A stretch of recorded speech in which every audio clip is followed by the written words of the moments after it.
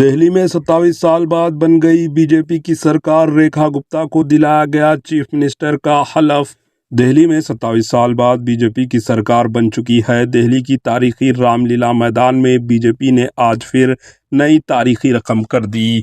اب دہلی کی ذمہ داری بی جے پی کے ہاتھوں میں، جس کے کمان اب چیف منسٹر ریکھا گپتا کو تھما دیا گیا۔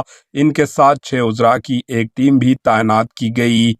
اب سے کچھ دیر قبل دہلی کے رام لیلا میدان میں ایل جی ونے سکسینہ نے ریکھا گپتا کو دہلی کے چیف منسٹر کا حلف دلایا۔ اس طرح ریکھا گپتا دہلی کی چوتھی خاتون چیف منسٹر بن گئی۔ ان کے اوپر بہت بڑی ذمہ داریاں ہیں اور بہت سارے چیلنجز بھی، البتہ ان تمام کو عبور کرنے کے لیے مرکز میں مودی حکومت کا انہیں بھرپور سپورٹ ملنے کی امید ہے۔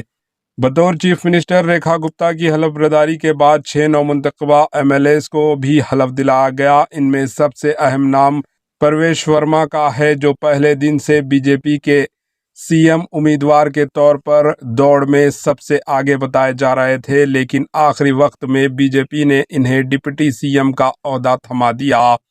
پرویش ورما ریکھا گپتا کی حکومت میں ڈپٹی سی ایم اور وزیر بن گئے ہیں۔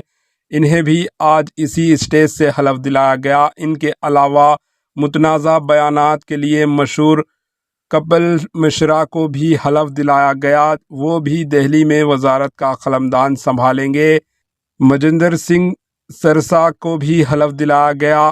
آشیش سود، پنکج سنگھ اور رویندر راج کو بھی آج حلف دلایا گیا ہے۔ یعنی ریکھا گپتا کے ساتھ 6 وزراء کی ٹیم دہلی کو سنبھالنے کے لیے آج سے میدان میں اتر چکی ہے۔